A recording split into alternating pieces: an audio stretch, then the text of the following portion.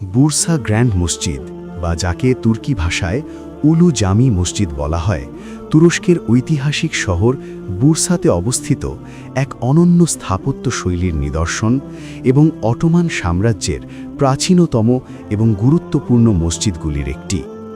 সুলতান ইলডিরিম বাইজিদের নির্দেশে ১৩৯৬ থেকে ১৩৯৯ সালের মধ্যে এটি নির্মিত হয়।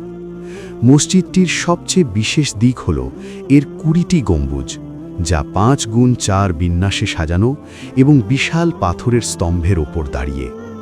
মসজিদের দেওয়াল এবং স্তম্ভ জুড়ে রয়েছে ১৯০টিরও বেশি চমৎকার আরবি ক্যালিগ্রাফি, যা বিভিন্ন যুগের বিখ্যাত ক্যালিগ্রাফারদের সৃষ্টি। কোরআনের আয়াত, আল্লাহর নাম এবং ইসলামী বাণী দিয়ে সাজানো এই লেখাগুলো পুরো মসজিদকে এক জীবন্ত শিল্প গ্যালারির মতো মনে করায়। মসজিদের মাঝখানে একটি মার্বেলের ফোয়ারা বা শাদিরওয়ান রয়েছে। কথিত আছে, নিকোপোলিস যুদ্ধ জয়ের পর সুলতান বায়েজিদ প্রতিজ্ঞা করেছিলেন তিনি ২০টি মসজিদ নির্মাণ করবেন। পরে আলেমরা তাকে পরামর্শ দেন একটি বড় মসজিদে ২০টি গম্বুজ নির্মাণ করতে। সেই ভাবনা থেকেই তৈরি হয় এই অনন্য স্থাপত্য।